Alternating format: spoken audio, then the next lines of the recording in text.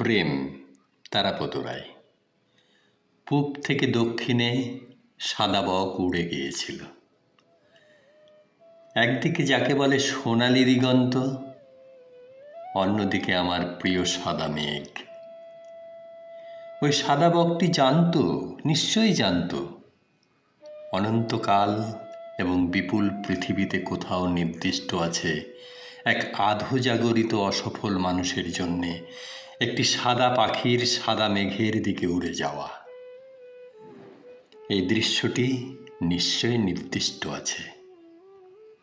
কোনো এক সামান্য সূর্যোদয়ে নদীর তীরে এইরকম শুভ্র অনন্তের দিকে একটি নিসঙ্গ পাখির যাত্রা।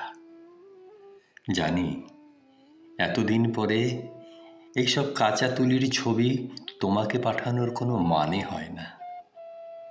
তবু দেখো, আজ পর্যন্ত সূর্যোদয়ের বর্ণালী সেই একই রকম। গত 18 বছরে একদম বদল হলো না।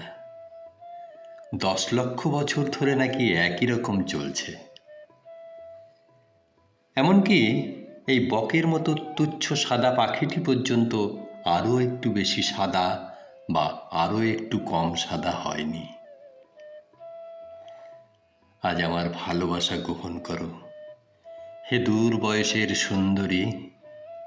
ওই সাদা বক, ওই সাদা মেঘ, আমার প্রিয় সাদা মেঘ, আবার তোমাকে উপহার দিলাম, আবার 18 বছর পরে।